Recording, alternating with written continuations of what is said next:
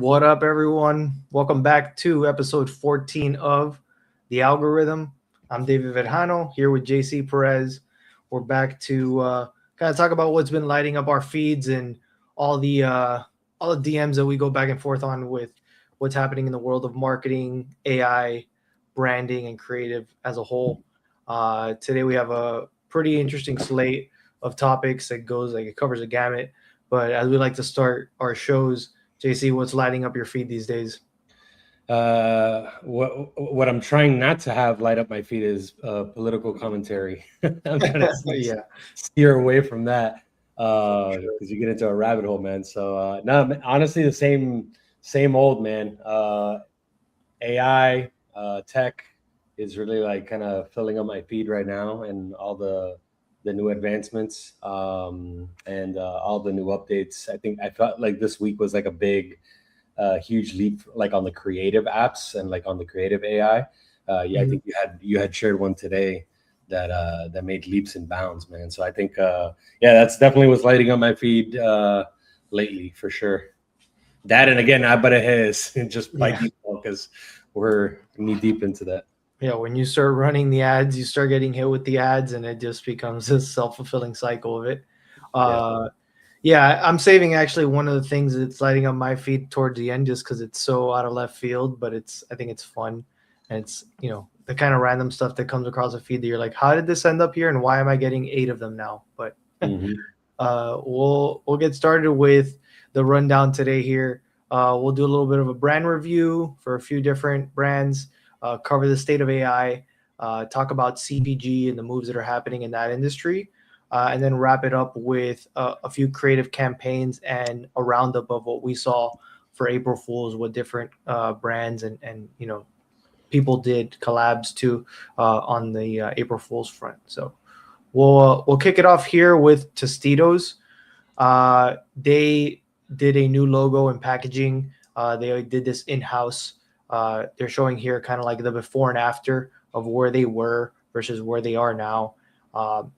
At face value, honestly, I'm not a fan of it. This did its rounds with people in the Miami creative community, and most people kind of had the same sentiment. They're just like, feels like you removed a little bit of the soul from the quirkiness of the word mark. It felt a little bit more fun and playful. This one feels like it's trying to lean more serious and heritage focused, but I don't know. You can see here the before and a closer look versus the after now. They also dulled the colors, if you notice. Like this was like a brighter red and yellow, and they subdued it a little bit. They toned down the saturation of it. I feel like they're trying to get more serious in a way. And here's what the packaging looks like applied. I guess the one call out that we were talking about before we jumped on was I do like the shape cutout. It's a nice little feature. They've done this for a while, showing, have the little see-through so you can see the actual product inside. I guess they got a little bit creative here with using this, especially for the scoops. I just felt like we were even saying that if you were to swap out the logo up top and put something else that feels more playful or like matches this look a little bit better, it would work. This feels like they're trying to mash up a few things together, and I don't know if it hits as well. It's not that it's bad packaging. Like I still think it stays true. Like you could glance really quickly on a shelf and you still know it's Tostitos, so you didn't lose anyone and go like 100% to another direction. But I do feel that they're just trying to play it safe. Yeah, what are your thoughts here? Yeah, no, and I don't know if you mentioned it, but I think they're going the Siete route a little bit here, trying to lead with like the product quality and lead with like the ingredients. You see the call outs on the top talking about the masa and kind of like the storytelling and the heritage and all that type of shit. But it's not Tostitos. Like Tostito, you think of Tostitos, you think Super Bowl, you think like Cinco de Mayo, like you think like party and get-togethers and different things like that. So I think it just goes back to what we always talk about, just knowing who your demo is and knowing who your demographic is and understanding who's buying your product. And, I'm sure that they ran test groups, and I'm sure that, they were probably showing that they're losing a younger generation because they're not leading with with the quality of the product and they're not leading with the ingredients. But at the end of the day, like, again, I think there's a little bit of overthinking your product when Tostitos is Tostitos. Like, it had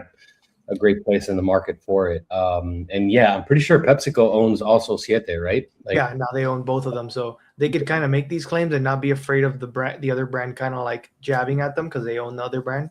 yeah, but you're also kind of doubling down on the same type of market share, like on the same piece of the market. Like, I don't understand why you would do that. So on face value, I like the packaging. Actually, I was telling you before we got on the chat. Like, I like the packaging. I think that it works. I even like the logo and what they did to it, but it's just not Tostitos. I don't like it for Tostitos. Does that make sense? Like, I don't like it for this brand. So, but I do like it. I think it works. Again, it's very Siete, and I love the Siete brand. So, but yeah, I think it's just to me, it's just a little bit of overthinking and overthinking your brand when it worked. Well, Tostitos works. To me, is at the end of the day, this is just a new logo and new packaging.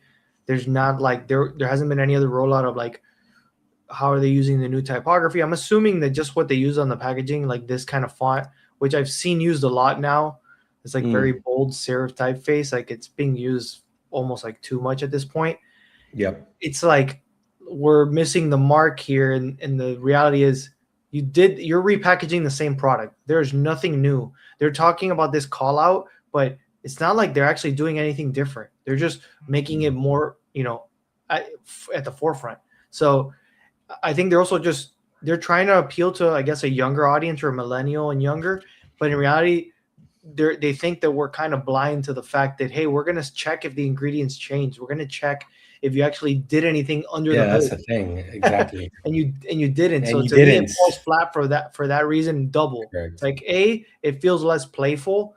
And yeah, you're leaning into like more traditional Mexican heritage with these kinds of illustrations and things that you're layering in on top. But yeah, I don't know. I really don't know what the strategy is here. I think that it's not that it's bad, that they're going to lose more people because they change the packaging, but I don't think they're going to gain that much more, No, and I think that's a really good point that you just called out. Like, I think a lot of brands and a lot of people creating brands, they get caught up in like, we got to look, either luxury or healthy, or we got to look the part. And that may have worked 10, 15 years ago, but we live in a day and age where like anything can be checked really quickly. People are checking the labels. People are turning the product around and looking at the ingredients. And to your point, people are going to call bullshit on this. People are going to look at it and go, you didn't change jack shit. It's the same product, and we don't buy it. Like, and I think that's what they're doing. They're just trying to put lipstick on a pig. And again, like, lean into what you are, man. You're the party chip. You're the party Mexican chip. However you want to classify that. That's what you are. If it was me, I would lean more into this. Get more playful. Yeah, be the party one, the one that's more affordable, that's easily accessible, that people already associate you with. Like, not this like slightly more serious and like, let's subdue the colors and make it feel more heritage. It's like, I just feel like they're missing the mark here, and I don't think it's going to help in the long run. So I agree. That's my take. Totally. That's all we got for that.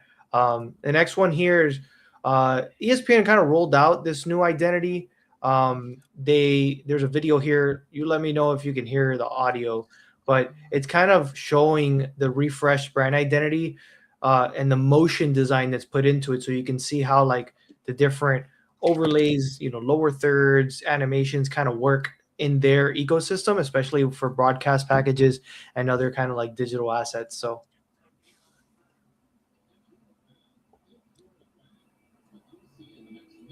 you hear it.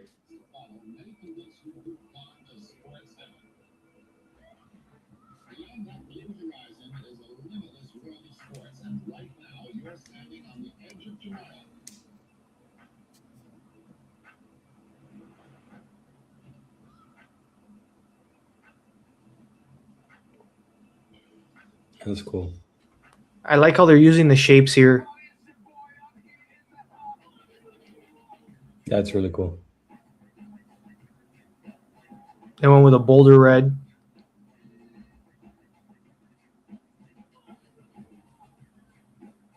honing, the shapes and the angles within their typography, applying it across, made a custom typeface out of it.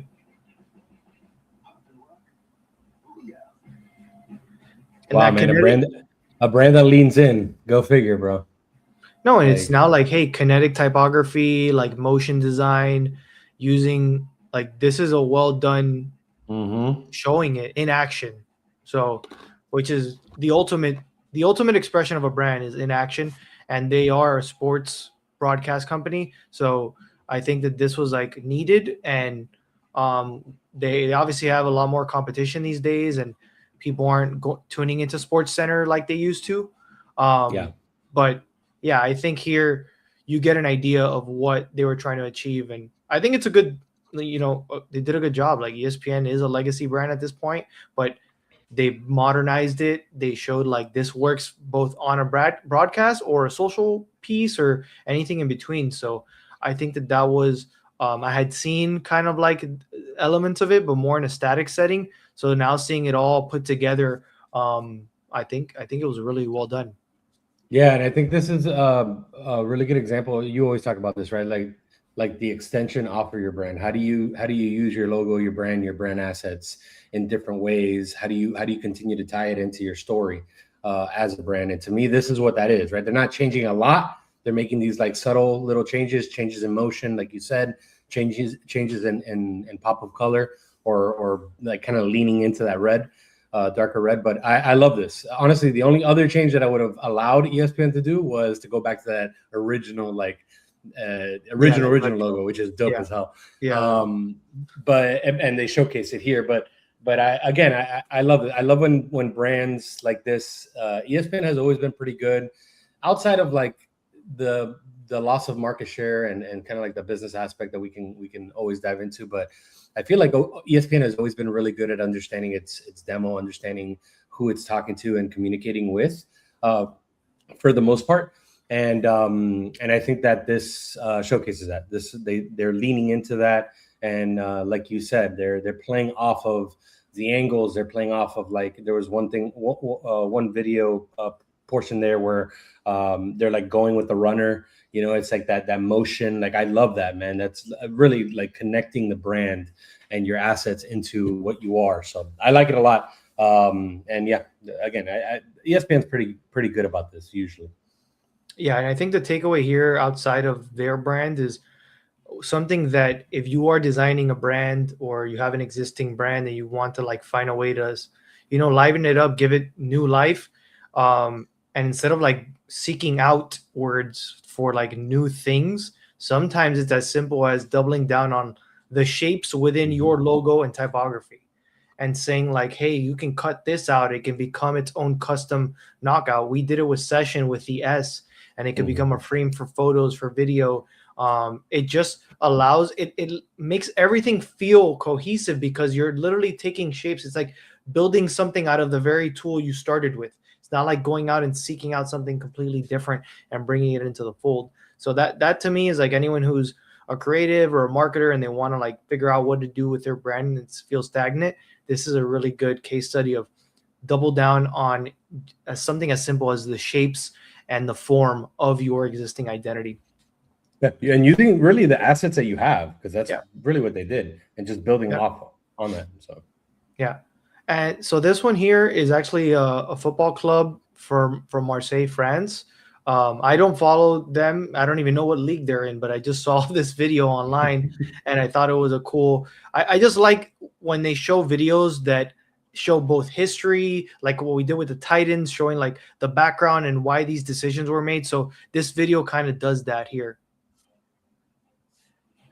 Let me know if you see this full screen or if it gets bigger. Yeah? Yeah, I just can't hear it. Okay. So there's music going on, like it's a dramatic kind of orchestral violin sounding thing, but they're showing here like all the logos over the period of time, the color palette, where they're drawing these pieces from, like even these references of like old French typography and like how they layered it in with the fonts that they chose. That's really cool. So again, really good use of motion design. You get to see the secondary word marks. Obviously when you're a sports team, you have like all these like secondary patches, tertiary things. So, and I also like seeing the logo being applied in all these different formats because Same. there is a lot of different use cases for it. Obviously, Stitch is awesome. It's really well done. I love these videos. Yeah. So these and look, showing like what it looks like on social, billboard, other kinds of stationery and collateral. This, whether now I'm sure that there are people that probably might be fans of the team and we're like, oh, they changed it, and maybe like for them they wanted to keep it how it was. Like the So I Titans. have no context on that, and I don't know. It's kind of like the Dolphins updating their logo from the past one to the one that they have now. Some people might have found it cool. I'm more focused on the way that they're explaining and showcasing it. It's a really good way to like show your work and explain why decisions were made, or like how it all works ultimately. Like, see it in action. Don't just put it on a plain background and be like, here's your new logo and you guys figure it out. You guys imagine it. Yeah, I agree. Yeah, I love these. I'm a big fan of these type of videos. The Domino's one was really cool. So yeah, I love when brands are showcasing this and embracing it, and like you said, showing their work, but also like just embracing the new chapter, embracing the new identity. And yeah, I have absolutely no clue if their fan base is like pissed off at this or not. Yeah. They very well could be, but it was pretty well done. And the logos, everything, the presentation is really nice, at least. Yeah, I like that you could tell that it's modernized, but it still has like features that feel, like it maintained heritage, and it has some kind of nostalgic feel to it. So, yeah, that's kind of it for the brand reviews. I think that there was a lot of different things there that we could take away when it comes to like rebranding, both failures and wins. I think those last two, I consider them wins, even small wins. But I think the Tostitos move is like at best a lateral move. Like, I don't think it moves the needle at all. So yeah, agreed with that. But moving towards things that move the needle and are moving as rapidly as possible, we're talking about AI now. And, every week you have a new batch of either new features, new tools, some other development that just like blows whatever the previous frontier model out of the water. And one of them that we found recently, this was April 7th, so this was 2 days ago, Ideogram launched this kind of like editable text layers when you kind of create assets. So when here in this video, I'm assuming you can't hear the audio either for this, but no, I hear it very far away. Yeah, so you can tell that right here they're showing like what their model is and what it what you do on their platform to create different assets, right? So you prompt and then it creates, let's say, a poster, but then like in, let's say, ChatGPT, you wouldn't be able to edit the text. It's like it's painted on there. You can't do it. In this one specifically, it layers it for you, and it creates the ability to change the text, change the typography, and even move it around. So it's like, I think it takes that next step that you really want, which is, all right, give me a framework, and now I can move things around or play with it. Yeah, I agree. That's crazy.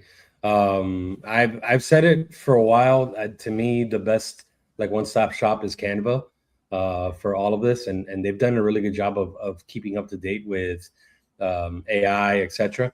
But they're getting a run for their money for sure with things like this, because you can have somebody with no creative skill really just like kind of prompt something and be able to move things around and create something pretty decent. And then I'm sure on the back end probably prompt it again to make it look better, or update my work, or whatever the case may be. So that is wild. It's insane completely.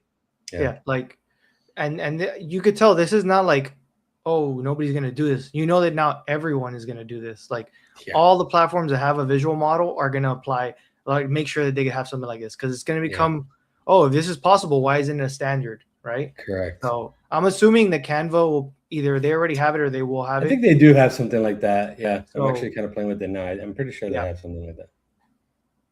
But yeah, that's one from the creative side. Another one was this Pixa, which is a creative agent with Claude.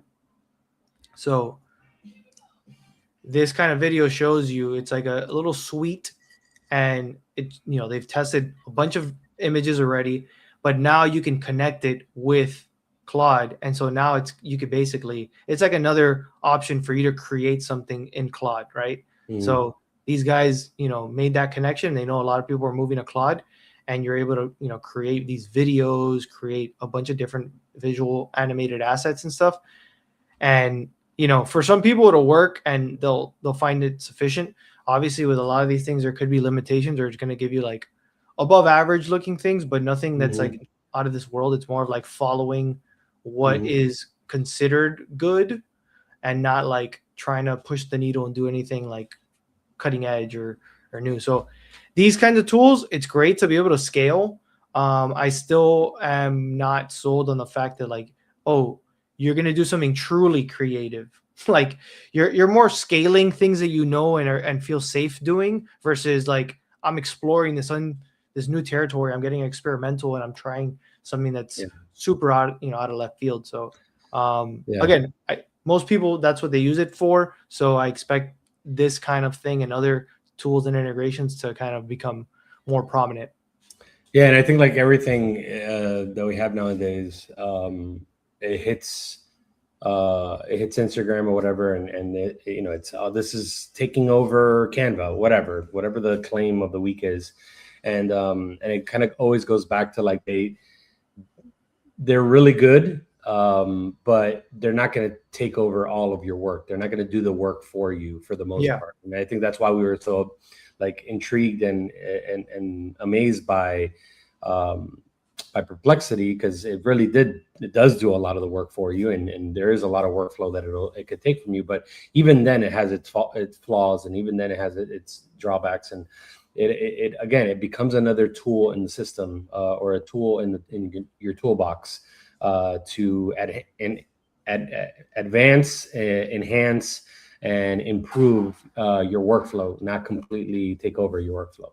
And I think that's the biggest thing, Yeah. Well, we have two, like not too long ago examples that we've used and tested, and it just doesn't do it. Now, you wouldn't prompt it, but it became a click of a button and generate AI clips through Opus Clip, through here on StreamYard. You could pretty much use the AI clips. We've tried it, and they're not good enough, right? Like it might give you like, oh, I found a clip, I found like a spot where I can then go and take it to go and be able to, make my own edit on it. But in terms of like ready to go, I just clicked the button and downloaded it and I'm publishing.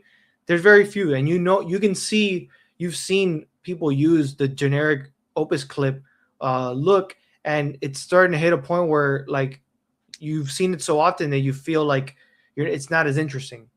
Yeah. Right. So I feel like that's where some of these things are going. Like you do have to still have guidance in telling it, hey, try all these variations and do things in a way that's not just whatever comes out on the first run of the prompt. So I've had that stumble with Perplexity. Really every agent, but with Perplexity, because like the information it aggregates is incredible, right? Like that's, I think, one of the things with Perplexity that's amazing is that it's really good at giving you up-to-date information, accurate information, aggregating it, and then contextualizing it in a way that you can put it into a presentation or whatever the case may be. And obviously with computer and with the agent, now can even create that presentation for you. But even that has its limitations. Like the presentations are not great. They're not the best presentations ever. Like you really have to prompt it, and you really have to go back and forth to the point where like at some points you're just like, all right, just give me the breakdown, put it slide by slide, and I'll go and I'll plug it into my presentation type deal. So you really got to play with it. It's not there yet where it's a real plug and play. And that's what I'm waiting for, though, right? The connection to Canva, for instance, like that would be really cool if I can connect, and you can, but it's not actually going in there and updating the slides for you type deal. So those are the things that it's still missing, to your point, where it's like, yes, it enhances the work, but there's always drawbacks here. There's always drawbacks. And and there's always also like, it becomes like you need to know how to connect the different threads and nodes and know how to, and what information you need. But it's like for instance, I was trying out animating just logos, like our agency logo and the Courtside Creatives logo, just simple things. And even with Perplexity without the computer one, it gave me like, web-based animations. And then I'm like, oh, cool. So what do I do with it now? Like, it gave me code that I could embed on a website, but then like, what if I want to put it in a video or use it in some other asset? I need like an MP4 or some sort of video with transparent background. Well, it told me direction on how to do it on After Effects. And then I'm like, all right, well, can you do it fully and have it exported? And it took some working around and it did it. But then when I downloaded it, it didn't look anything like it. It was like all messed up. So I was like, you see, even with like this, like trying it out, not doing it, going another route, there needs to be. Did you try throwing that on computer? Did you try going from assistant to or deep research, which is I'm assuming what you were using? Did you throw that on computer with a prompt? Because maybe Correct. That would have worked. No, I did. You did that? Yeah, okay, I did. Okay. That was the thing that allowed it to create a downloadable version instead of telling me how to do it on After Effects. But what I got was not what I saw. So it's still showing that there is no like straight linear path to get these things done. Like you still have to put in work and double check it and put the finishing touches. Even more of a reason as to why I can't stress enough that individuals need to figure out how to use this within their workflow, because at some point it will be able to do that, right? But if you learn the entire workflow now and you build that into your workflow, you're only going to be able to enhance and grow with this system, whatever systems you're using or different types of apps that you're using. And I feel like if people don't start to incorporate that now, at some point it's going to be insane, where it's going to be very difficult for you to put that into your workflow. And yeah, it'll do the work for you, but it's going to be tough. Zaya has a really interesting comment here. He's like, guys, do I move to Cloud or Perplexity? Please advise. I think that's a loaded question, bro. Yeah.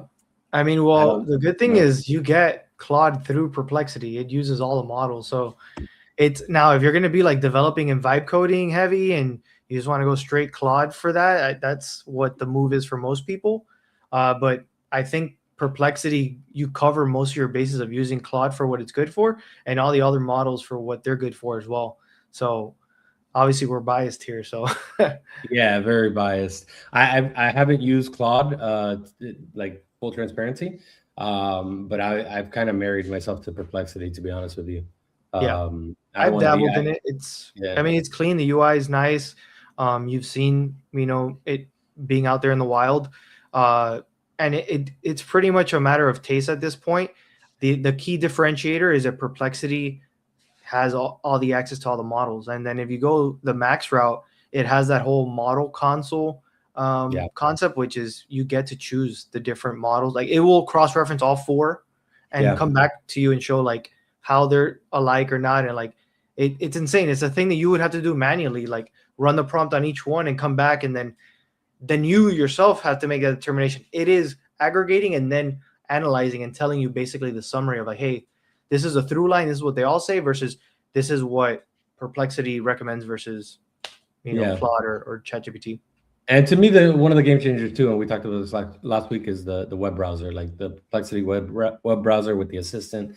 Like that's been a pretty big game changer. So, and it's only going to get better. Although my comment on my phone has been it hasn't been opening up. It's been just, it like opens and then closes right away. Yeah, I got to figure out what I got to do with that. I haven't used it on my phone that much, so that's something I still have. I'm mostly on the desktop. But yeah, that was it for the Claude integration that lets you kind of like create, prompt videos into existence essentially. This is the one that I've been most excited about.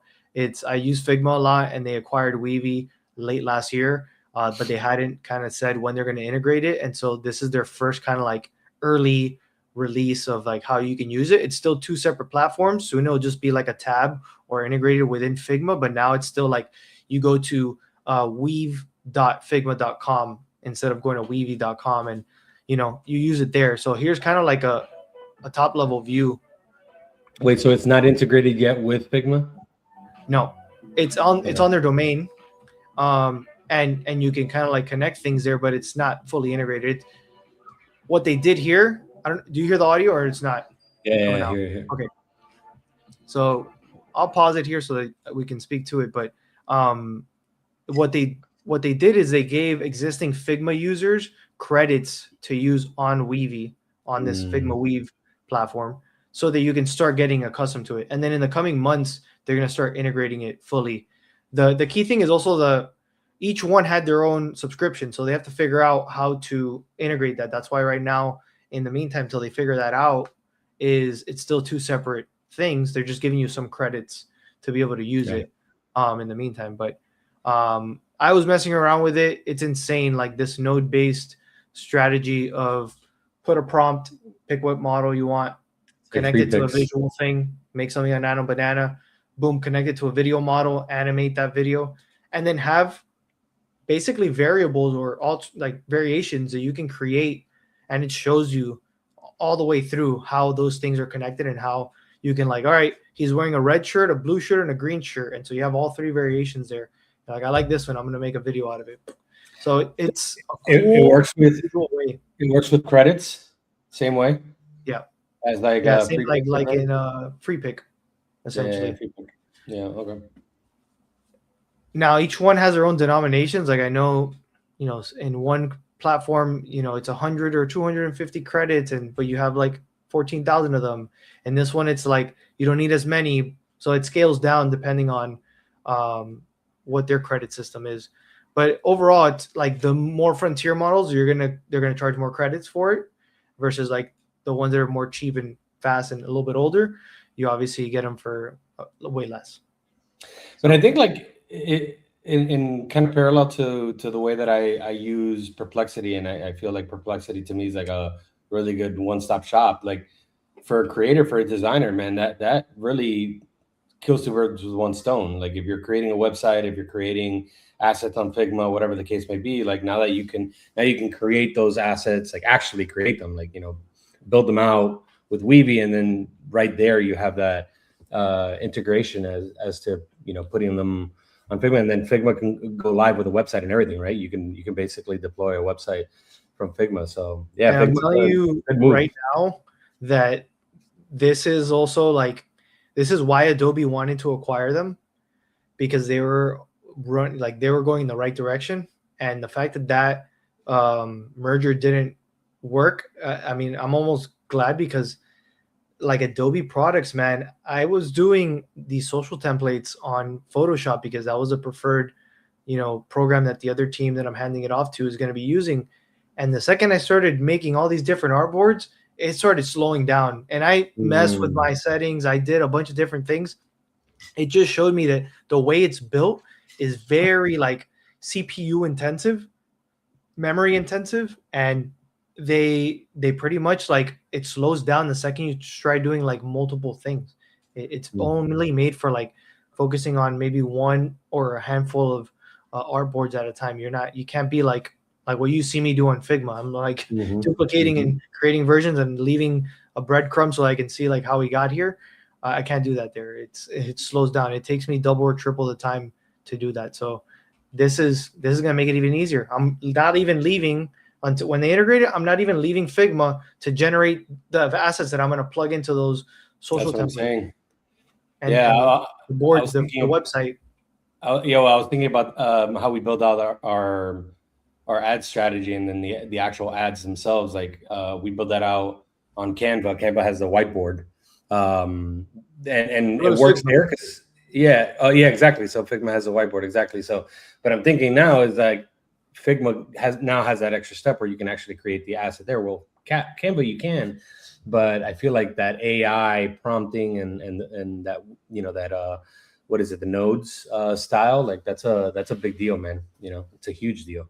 And create the creative assets there for your ads on Figma, and it's really cool. Yeah, it's super dynamic. I mean, it gets a little bit more dev forward. Like it's developers have been used to node-based programming. Like we saw it with N8N when we were talking with our developer, and he showed us that was natural thinking to them in the past. That's how they would wire things together in servers and other kind of different UI for the back end stuff. But yeah, things are changing. AI is rapidly moving, and so every week is something else. There was a lot to unpack there, but I think we're going to switch gears here to CPG. We love talking about the different products and the updates that are happening in this industry.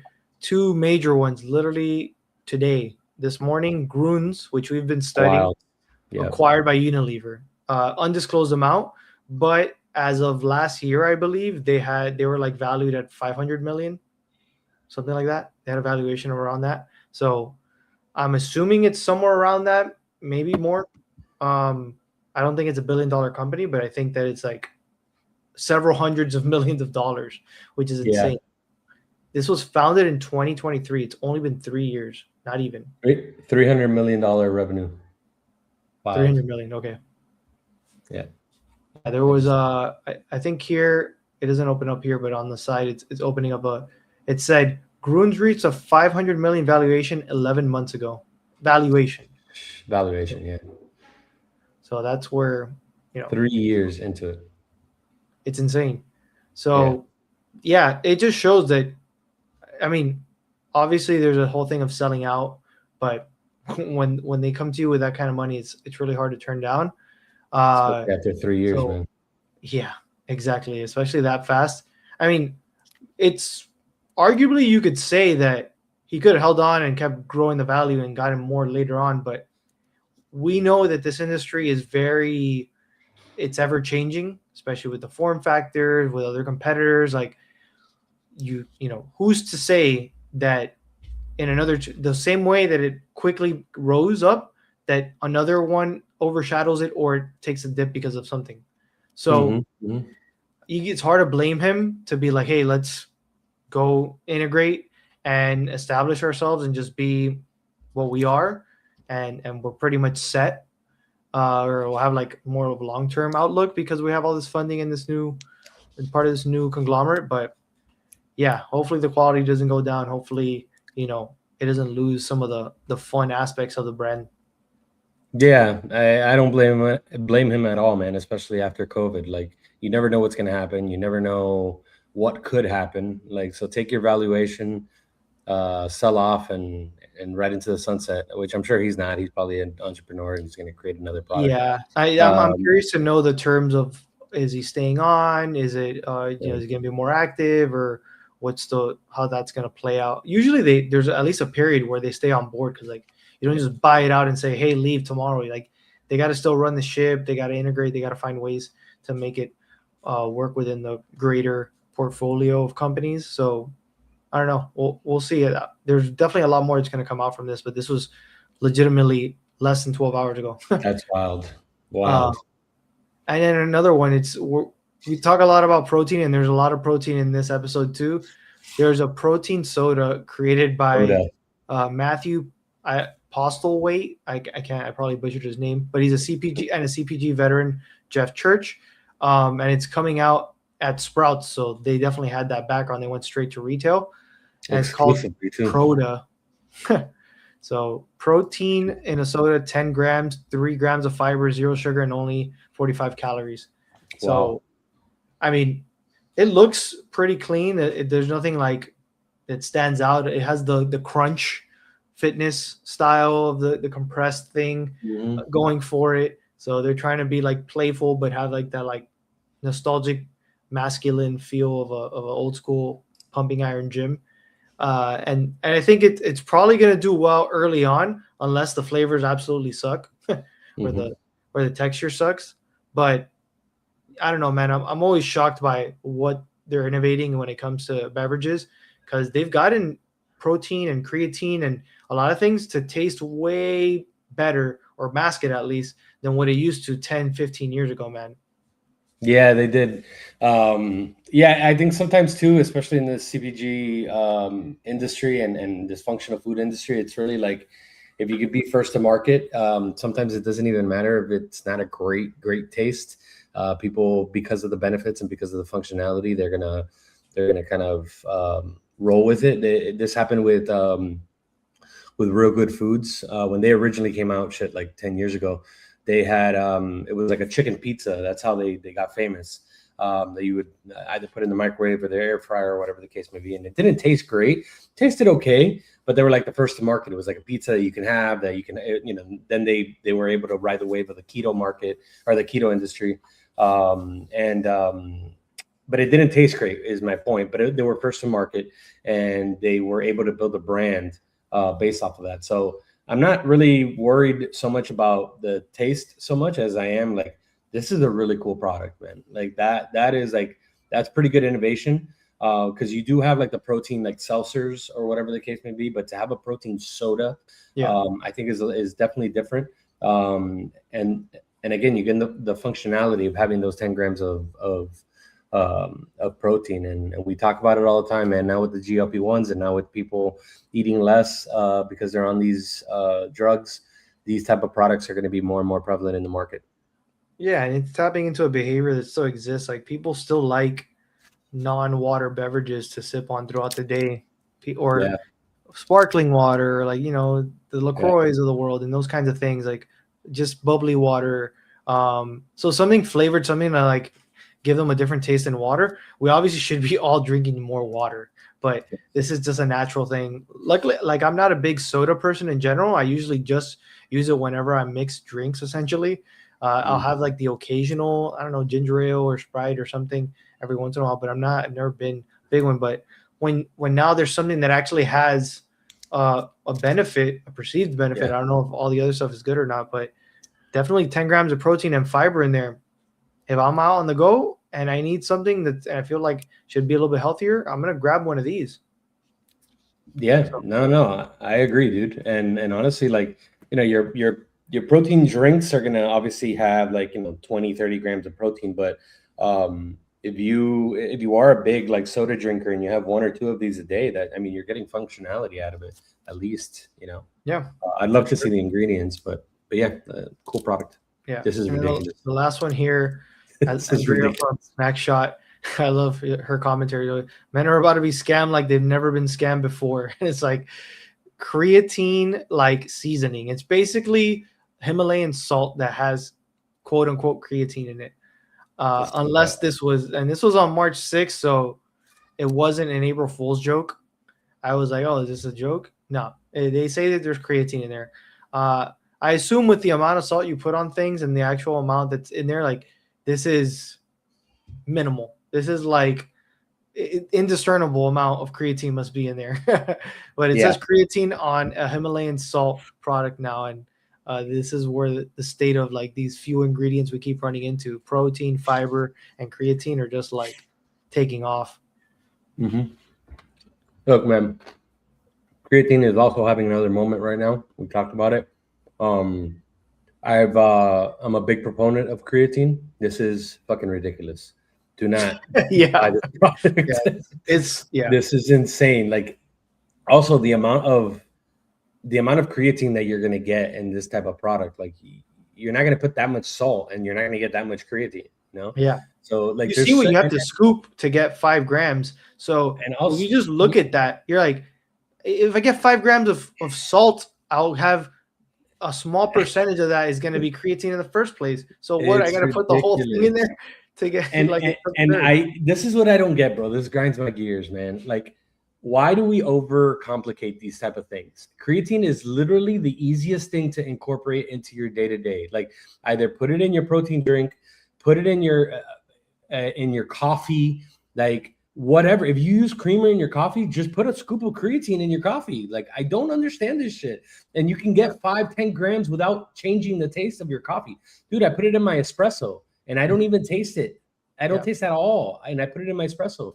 Like, I really don't understand this overcomplication of shit. But it's, you know, whatever. Consumers need to consume, bro. Yeah, but this is exactly like, also this happened in the adaptogen trend, seeing like, oh, they have lion's mane and this and that in it, and you look at the amount that there actually is in there, it doesn't matter. Isn't going to impact you unless everything you're eating has lion's mane, and as an aggregate, it puts it at a point that's like substantial in your body. It's pointless. Yeah, it's for you to have in your mind like, oh, I'm eating a thing that has an adaptogen, not because it's actually impacting your body. And people don't realize, like, they could put the smallest amount of creatine, whatever in these products, and they can lead with that as the name, like Yeah, creatine, salt, and it has a minute amount of creatine. Like people don't realize that these things are not necessarily, they're overseen by the FDA, but they're not regulated by the FDA. oh, for sure. Like supplements are not either. So yeah, you can It's literally also slap like, anything on a label. yeah, it's also like a lot of the juice brands, honestly, look, contains 10% juice. Yeah, But you're saying it's exactly. juice. Okay. It's like the name is fruit juice 100, and Yeah. it's like 10% juice. Yeah, Yeah. exactly. It's the same shit. So it's been in the industry for a while now. It's just you're seeing it. This is the new trend. You have to put protein and creatine and fiber at the top or prominent, even if it's like you added a negligible amount. I'm a big proponent of the functional foods movement, and I love like adding functionality to our foods, but this is just fucking ridiculous, bro. Yeah. So jumping to creative campaigns, and this was actually a ridiculous campaign. I didn't even know about the original ad it's based off of, which was from the 70s. Flick My Bic. And it's That's called hilarious. Flick My Bic. So the name of the spot is Flick Your Bic to set the mood.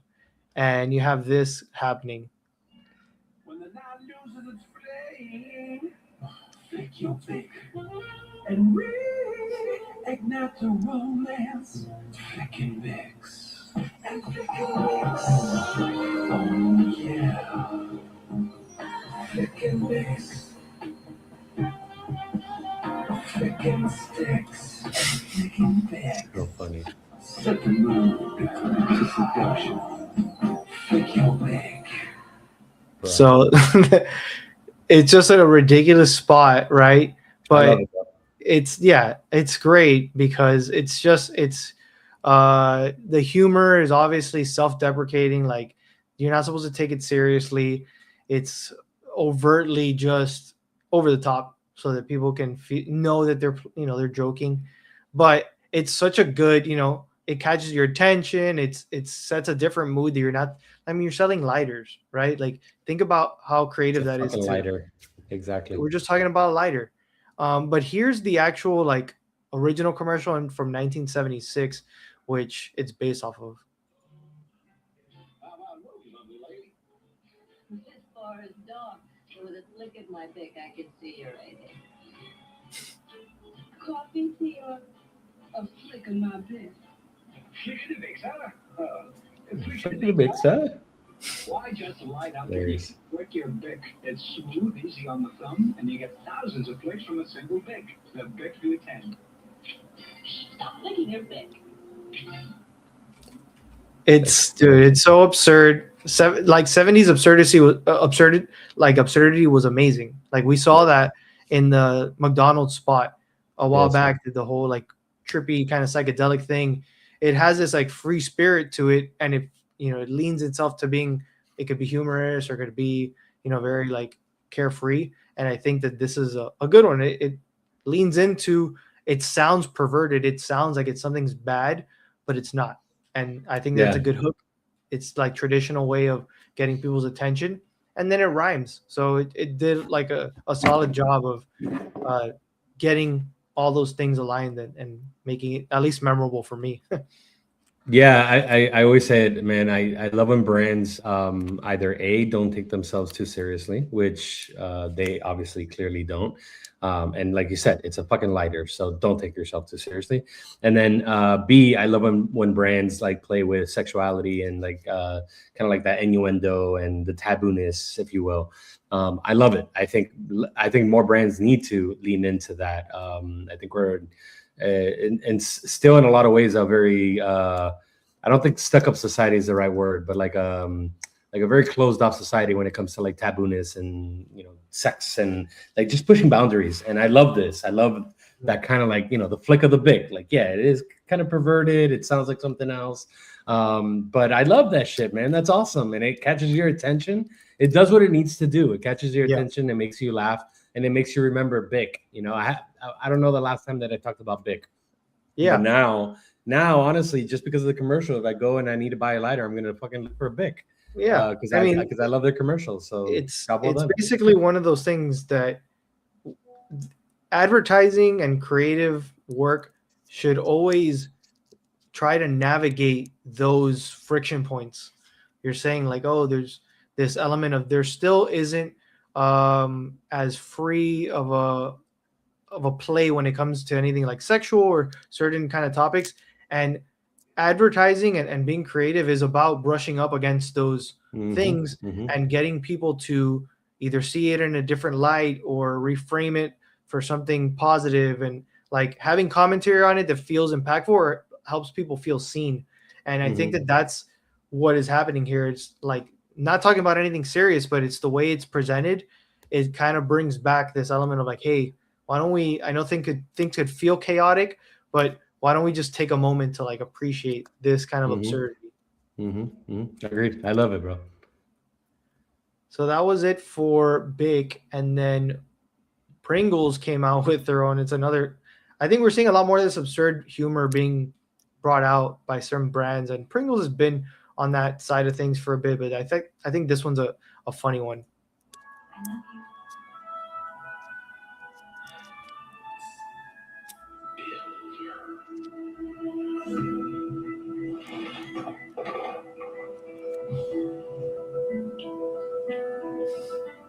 Bro.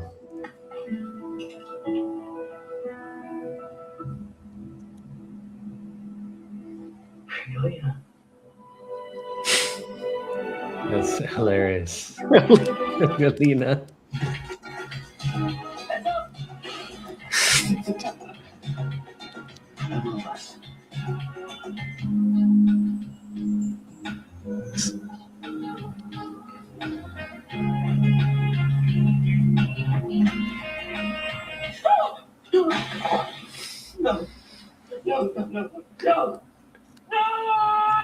So, I mean, there's only like 10 more seconds left, but that 1 minute spot, I think it does such a good job of like leaning into just this crazy, unique situation. And it's like, you hear people like they date inanimate objects or they date their AI, and then like, so why don't we put our product at the forefront and they build, they date someone that's made out of Pringles. That's hilarious.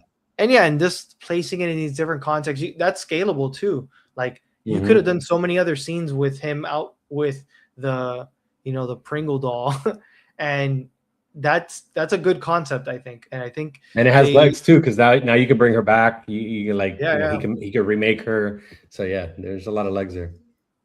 So, and again, the obviously the cinematic and just the quality of it was nice too. It felt like it's a show. It felt like good entertainment quality content. So it didn't feel like you're watching an ad for most of it. Yeah, I agree. I like it. I like it a lot. It's funny as hell. Yeah. And then the last one here was actually one that you sent from KFC.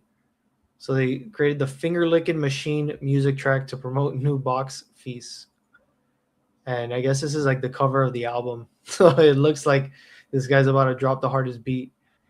And they have a video here. You hear the audio? You want to put all this hot and crispy chicken, fries, and a drink in this box and give it to people for how little? Who do you think you are? I'm a finger licking machine.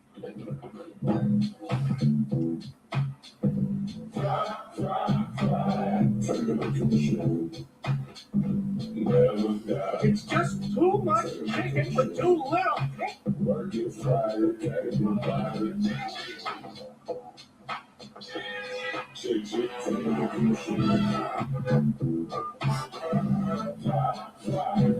They've always done this really well, though. KFC's always really been good at this. They've been doing the absurdity for a minute. So what I love about their entire way of using Colonel Sanders is that someone always steps in to be him, someone else different. Correct. Yes, that's what I love. The character is so smart to be like, okay, it's gonna be, I don't know, Matthew McConaughey today, and the next day it's someone else, or like it's a nobody, but they play this role great. So it's awesome to see how they've leveraged their character and knowing that like, okay, it's just like a cosplay on Colonel Sanders, and every time it lets you go into these different directions. It's not as cohesive. It's not like there's a narrative we're hearing in a lot of these spots, but it's like it feels like you're going on a different adventure or like a different moment in almost like the multiverse of freaking Colonel Sanders. But it also like memorializes him a little bit. Like it's like this. It almost becomes a kind of a figurehead, not necessarily like a. It doesn't become necessarily a person. It becomes like this kind of almost Santa Claus like feature. You know, that he's become. It's like a symbol type deal. Where I think they've done a really good job at that. You know, because it's really tough. Like I feel like Wendy's has dropped the ball on that, right? Like Dave is nowhere. Like they've never memorialized him. They've never brought him back. Like they've kind of like put him to the side, whereas KFC's done a really good job of doing this with Colonel Sanders. And yeah, I agree with you that the rotation of it, and almost like you're taking this adventure with every single different version of Colonel Sanders is a really cool idea, and it's a really cool concept. And this is funny. This is really just an extension of that kind of like overall concept. But yeah, this is really funny. It's cool. One question that came up to me while I was watching it was, I wonder if even any percentage of that song was made with AI. Yeah, that's funny. At the very least, what they could have done is make a mock track. Yeah, like a dub track or something that they could be like, hey, this is how we wanted to say. Because I think it's a good prototype process. And then you could find like artists or a composer, or a producer to put it or create it the way you want it. But yeah, it felt like there were moments where I'm like, I could see how this could be made with Suno or one of the other tools out there. Agreed. That was it for the creative campaigns. And then to wrap it up here, we're just doing a roundup of like some of the funnier things we saw from April Fools. Mostly they're just, one-off jokes that brands posted online. But something that I noticed was that there was a lot more collabs when it came to the April Fool's jokes. It wasn't like just a brand doing it solo. Like in this case, Califia Farms and Carbone, both, you can tell they literally are both on this post. So I think it's smart. You tap into two different audiences. You get the reach there.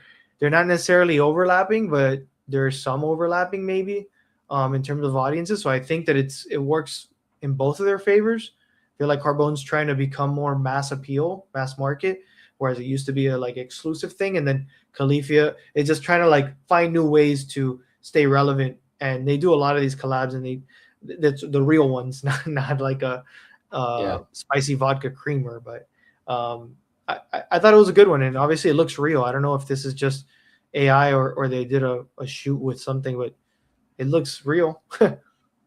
Yeah, it looks real. And I wonder how much of this, not the spicy vodka creamer, but I wonder how much of this is brands like fucking around and trying to find out like do a market study, really, like see what people say. Like it's an easy way to get some feedback. Again, not this product specifically, but maybe there is a Khalifa Carbone collab at some point coming down the pipeline on whatever Italian something creamer or whatever the case may be. Maybe there is, and they're prepping people. So I wonder how much of this is trying to grab that attention, but also get some feedback.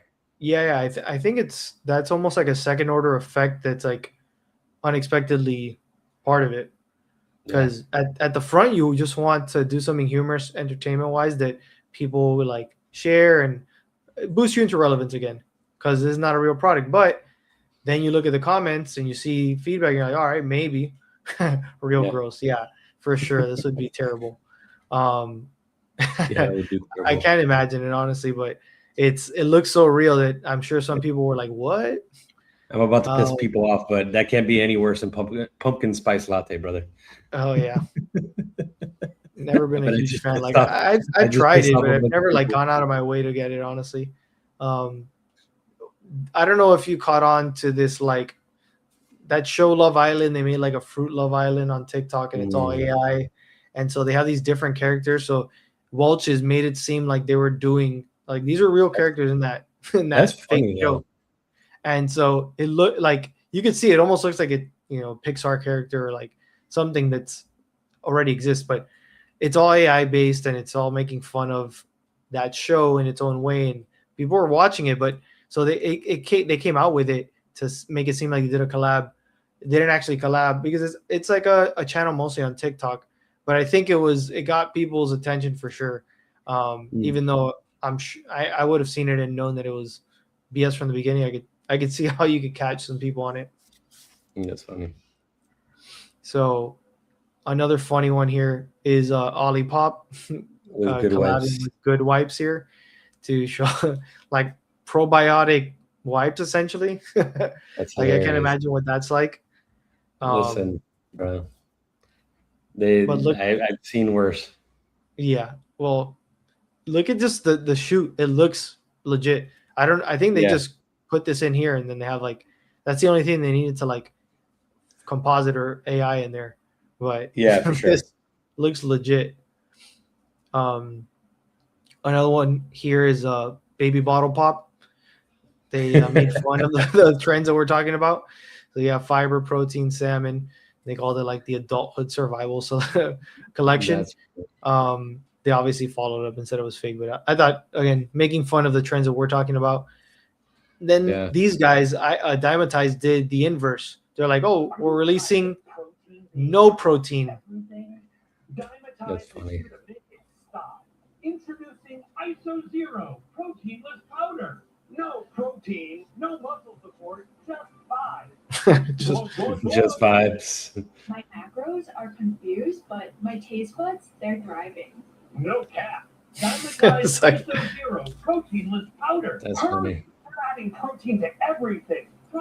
So making fun of that, and obviously going like super cheesy on purpose, just to get the point across. So it was like a more obvious one, but I thought it was smart just from a positioning standpoint. It's like they've been in the protein game for so long for them to be like, all right, we're getting rid of protein. So I think it was like the right timing to drop something like this.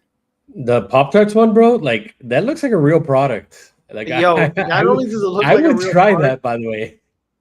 Yeah, because everyone craves those Cheddar Bay biscuits. Like, yeah, bro. I would mess those up. I would not doubt. Sure. Like, this is one of those where they'll probably get the feedback and be like, "Yo, for real." So the thing is, I don't know how with bread and I don't know. You'd have to. I guess maybe you make it so you can toast it and it makes it. It would essentially be like a Hot Pocket. So essentially, it would be, which would have been a great collab. The Red Lobster with the Hot Pocket, but that's funny, man.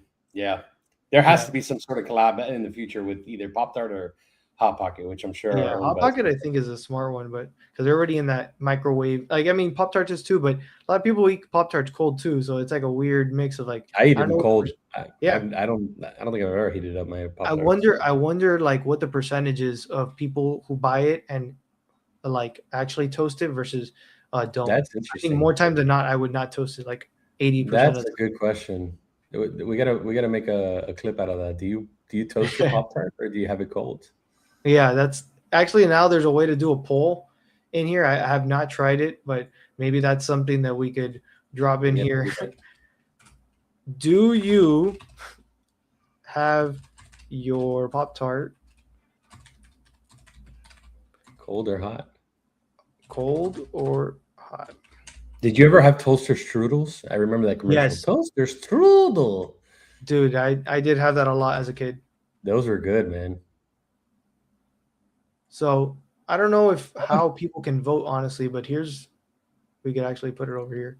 Yeah, don't cover my face. I know, like immediately covered your face, but I don't know how to actually use it, but this is a new feature that StreamYard busted out, and I think we might as well just throw it up there real quick while we go through the rest of this.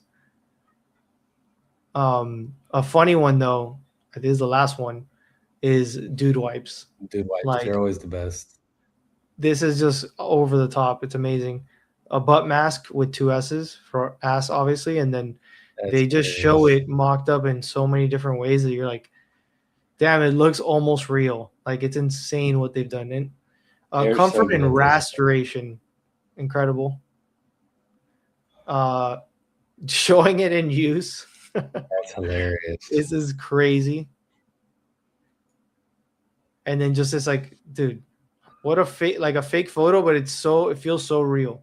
It's the so blurriness, good. this feels like an old like iPhone photo. Guy looks like might be drunk. But yeah, That's it's so fun. up close. Let it rip. So this guy holding it, even made it look like an influencer holding it. This one's like, So yo, fun. this looks so real. So that's what Dude Wipes did, you know.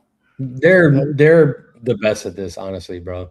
They do this all the time. They've never taken themselves too seriously, and they're just so good at leaning into this shit. Like they're such a good blueprint for a product like this. They're a wipe, man. At the end of the day, they're a fucking It's a wipe. sanitary product, yeah.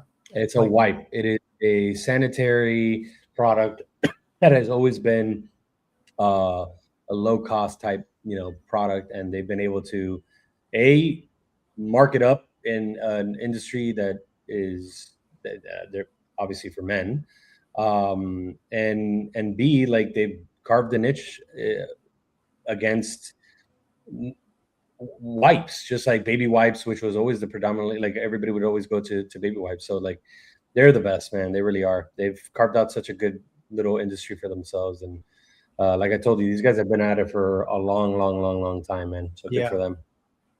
Yeah, they killed it. I thought it was probably the one that's the most memorable out of these April Fool's ones that I saw.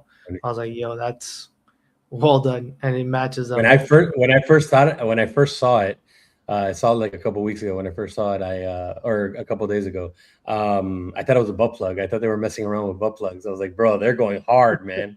And then I saw what they were doing. Yeah, it looks convenient. That's funny. So that kind of wraps up our April Fool's one. Then it's open floor now. I have one example of, again, we talked about at the very top, what's lighting up my feed or like things that come across my feed. There's always something that I'm like, I have no idea why this came up.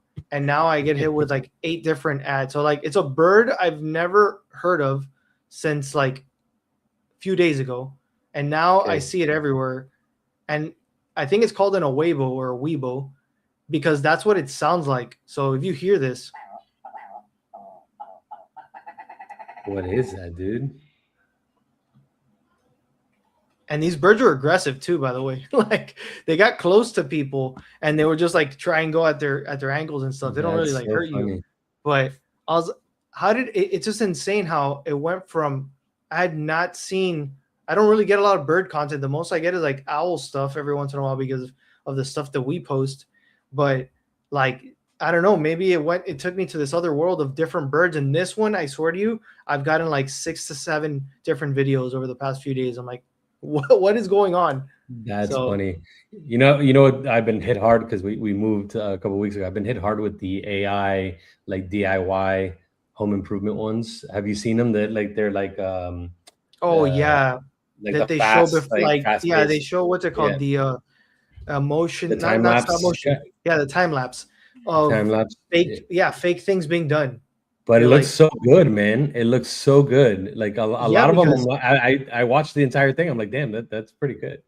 It's like, because the main thing, and it shows anything where something gets fuzzy or blurry because it's in motion or because of the quality. Like the reason why we see things that are like VHS looking and we like it, and you can get away with making things look that way and look real, is because there's less resolution. You know what I mean? Mm-hmm. So in there, when it's moving, you're not looking at details. You're just seeing things moving. You're like, oh, but then every once in a while, you like capture a frame where it's like, yo, that pole just went through like the floor. I don't know. Some shit happens. You're like, oh, okay. That's 100% AI. But they're really good, man, and they're definitely lighting up my feed. Yeah, I mean, I've gotten caught a few seconds into it and being like, okay, cool, and then I like start looking closer. I'm like, yo, what? But yeah, I think it's cool to see it used. I think it's also, the thing is, you're seeing people make fake things. So it's like, oh, look at this house or this thing that they made, and it's like a garage. And it's like, that's not a real garage. So you're just showing like an example that doesn't exist. Now, if you have your garage, you do a fake time lapse, but you make it clear you did, it still would look kind of cool, like it still would look like something that you were part of, instead of like, oh, I didn't have time to do a full time lapse because I was actually working on this, but here's what AI thinks a time lapse of me making this looks like. Correct. Here's what I prompted it. That's funny. So yeah, that's pretty much it for me. I don't know if anyone else has any questions, any comments, or JC, if you have any parting thoughts here. No parting thoughts outside of it's been a really cool week. We had the food truck coming in. Shout out to the chopping block. We had the grand reopening yesterday. That was a really cool experience. Really cool experience to see that go from our whiteboard at our old studio to an actual concept that came to play and came to fruition. So that was a really cool experience yesterday. And then and nothing, man. Really excited. At the end of this month, we've got in 2 weeks, right? 2-3 weeks, we got Abrajes starting as well, opening weekend. So I'm really excited for that. We've been working really hard. You guys have been grinding on the creative side, and the ads are starting to pop off. We're seeing a lot of good results there. So really excited to see. I know the guys. I know the rehearsal started 2 weeks ago. And I cannot tell you from the clips that I have seen, I cannot tell you how excited I am. I get goosebumps because these guys are really putting their heart and soul into this. You know, I don't. When you're starting a project like this, especially a project that is so embedded into our culture and into who we are and to like our heritage, you don't. I don't think like when you embark on it. It was also around Christmas time when we like signed the deal, etc. So I don't know if we all like really understood what this was going to be, outside of just like being excited to you know start a project like this. But the more that we get into it and then seeing the clips of the guys rehearsing, man, it really hits at the heartstrings. Like just the music and seeing like Hector be so excited and Roby be so excited of just like the first couple of minutes of the band playing that I saw the clip the other day of like the intro of the show. It just, again, goosebumps, and I can't wait to share this with the world, with everything that has been created and what Roby and Hector and Nelson have put together, and Cultura and Loud and Live. So really excited about that, and yeah, can't wait. Yeah, and I think my experience in it too, seeing them, there's only been a few times where I've been in the studio where either they're rehearsing the lines or you know, discussing some part of it like the script, or like that one day when we were there and we saw, you know, potential dance choreographer come in and then them feel like, oh, nailed that. And then they had a meeting earlier in that day with, I think, the musician or someone else. It's set design. And then that night, the wardrobe stylist came in. The wardrobe guy, yeah. Examples, and you're like, holy crap, this is in one day. And it was like all unknowns, and then they all kind of lined up, and they felt excited about each one too, because they know their work and they showed them and whatever. It like there hasn't been one where you see like, oh, nah, I'm uneasy about this, or like I'm afraid this isn't working. It feels like things are lining up, and then they're putting their creative power into the right places, and things are like starting to lock into place. Like that band, even that rehearsal just sounded great. And I've seen, like, I heard them talking about the kinds of stuff that they'll be playing, and even from afar, you could tell that like, holy crap, they're like, they know what's right for those moments, and the sound and the way it's going to be used is like awesome. It makes you already envision what it's going to be like. Yeah, and I think what people don't realize, and not don't realize, it's just people haven't seen the show yet, and it's really exciting. We know obviously the back end of it, but this is such a combination of such amazing superpowers on all different levels. Like you have somebody like Hector that is just that guy's a rock star in his own, you know, actor and producer and the way that he's able to be such an incredible artist. Roby, you know, on the production side and the writing and just his creative direction. Then you got the Loud and Live and Nelson, and the way that they're able to put together the actual show and, you know, put together this experience, which is what, you know, what their expertise is. And then us on the creative side, and then understanding the commerce side and you know, the ticket selling and all of that type of stuff. Like this is such a really cool combination. And you have this show is going to be a true experience. Like you have a little bit of a lot of things. You have a little bit of Amparo. You have a little bit of like inspiration from Circus du Soleil. You got the comedy. You got the comedic aspect, obviously, with Álvaro Reyes like leading the forefront of obviously the inspo and the inspiration. And at the end of the day, it's about him. But you have a little bit of all this dance and band and music and then obviously that Cuban nostalgia. So I don't really think people understand what they're about to get hit with, which is exciting, because when people do see it and they talk about it, I think that's going to be the most exciting thing. So again, I couldn't be more excited. I couldn't be more pumped, and I couldn't be more proud of the entire team, everybody working on this. So it's going to be really cool here at the end of April. Yep. We'll keep you guys posted on news as it comes out, but tickets are already out. You can follow Alvarez official on Instagram and just look it up. You'll find the account. We've been getting incredible growth just from the archival content, and that account has started blowing up. So it's crazy to see that happen and see like that get activated. But we'll keep you guys posted as more. We have more to share. But with that, I think that wraps up today's show. Thank you all for joining, and we'll see you in 2 weeks. See you later. Peace.